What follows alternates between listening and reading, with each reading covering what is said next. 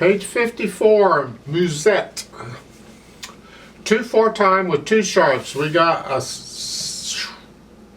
F sharp and C sharp. Yep. So D major or B minor. Well, look at the end. Well, you got to find the end first. Well, if you look at the bottom of 54, you see a fine there. That's the end. You're here. D major is in it. Lots of 16th notes. Let's take this one hand at a time and make sure we got everything, because the hands are going to move around a bit. You're up here to start. 1 and 2 and. So 1 E and a 1 E and a 2 E and a 1 E and a 2 E and. And immediately you got to drop down. Just lift up and move.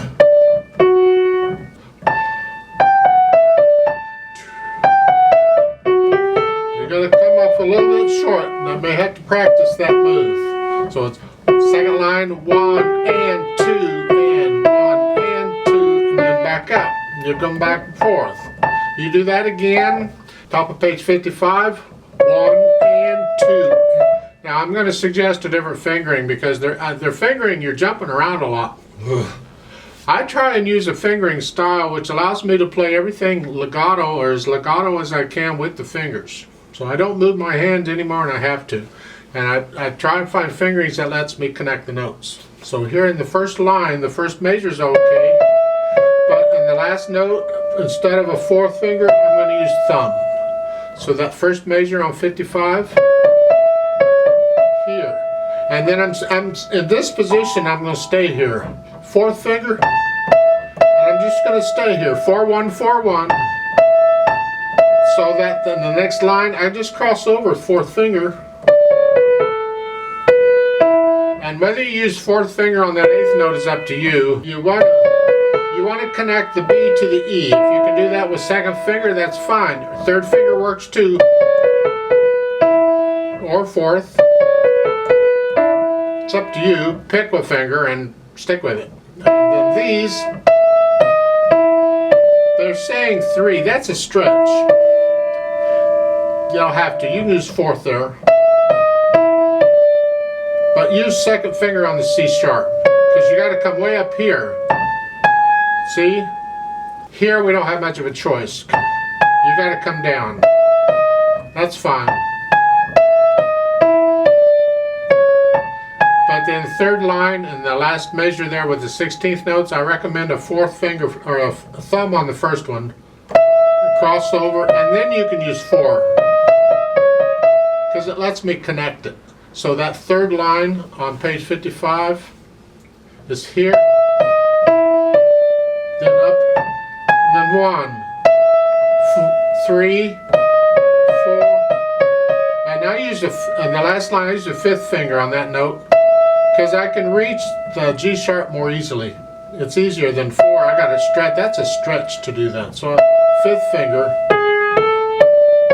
and then in the 2nd measure there at the bottom, 2, 1, cross over a 2 again. So I can connect it all. So that last line at the bottom, just 5th finger on the first one, and then here. To me, that's easier than their fingering. I'm not jumping around so much. The left hand has just the broken octaves, the beginning, and then the 2nd line you're going to come up here.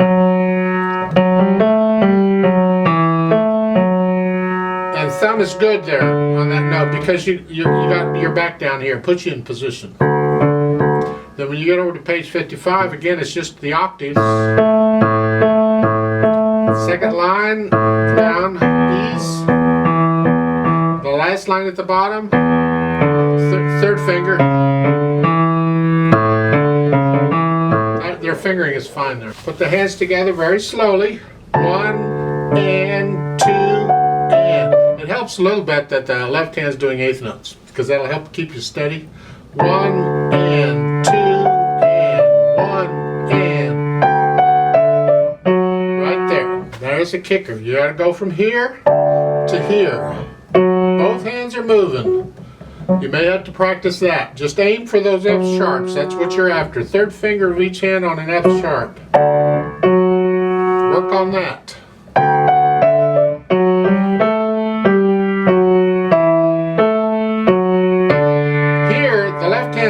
already in position. You just move the right hand.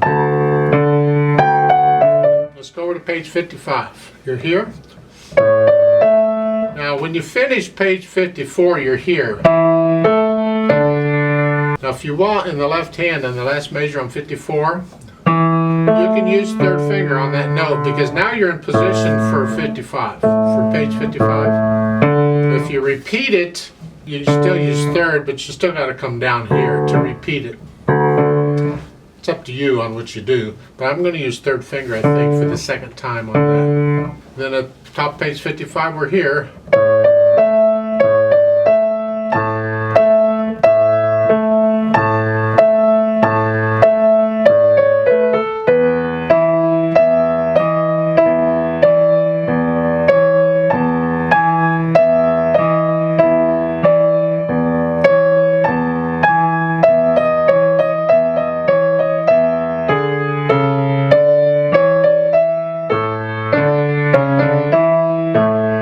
Got some strange thing going on in the hands there with the different fingers in each hand is going on, and it's just tricky. Really, really super slow at the bottom of page 55. You're here, then here. Just work this out. Make sure you got the right finger at the right time. Now it's here, and then here. See, the fingers are completely different on the hands. Until you get to the last measure. So yeah, some spots like that you had to spend extra time on to smooth those out. So certain pieces or certain parts of these musical pieces, you have to spend more time on certain parts. No. Once you can sort of get that without the get rid of the hesitations. If you got hesitations, work on those spots and get rid of them. Then we can put in some articulation. This is all suggestion, articulation. The idea is separate these notes. It's not it doesn't have to be a short staccato, just separate them. And then lift up before and after the slurs.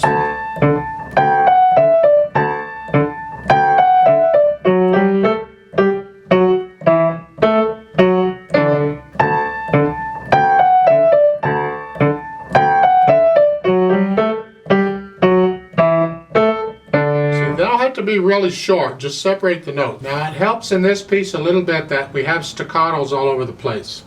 That way when you go from the end of the first line on page 54 here, you got to come down here.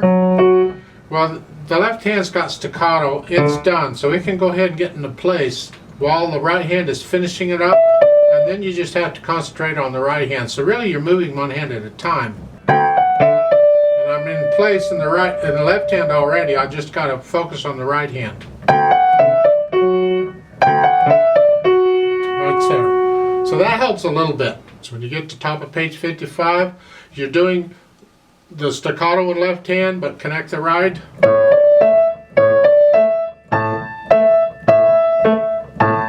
That's a trick to one legato and one staccato. It's a good exercise.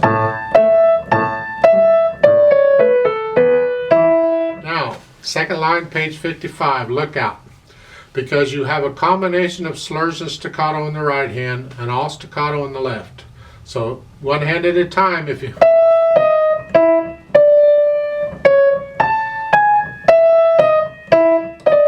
Be careful. And all the time you're doing that, the left hand's just doing its thing.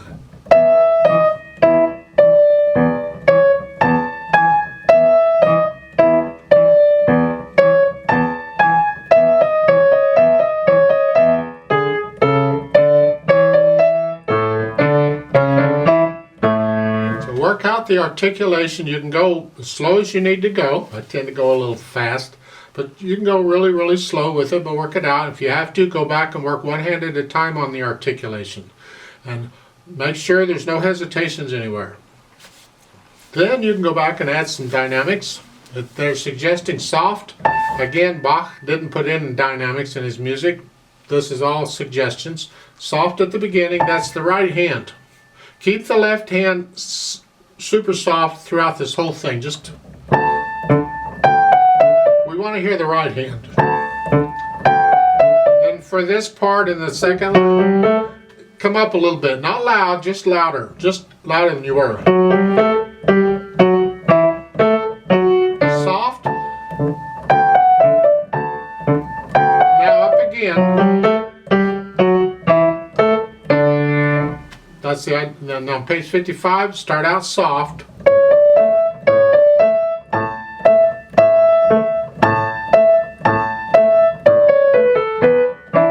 Now you're sort of loud, moderately come up a little bit.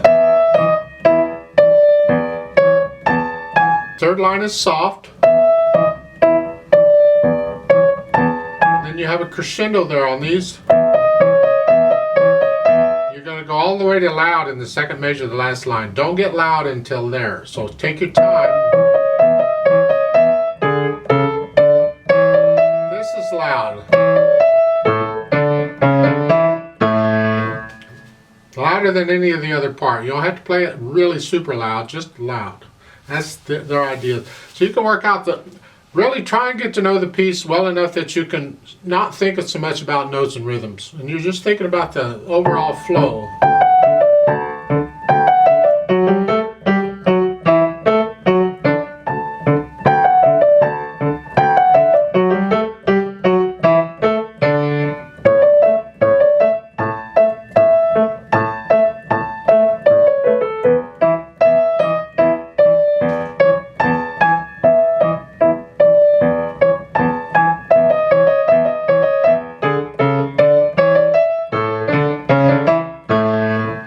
So forth, something like that. As far as the speed goes, it's in the middle somewhere. I think about where I played it is fine.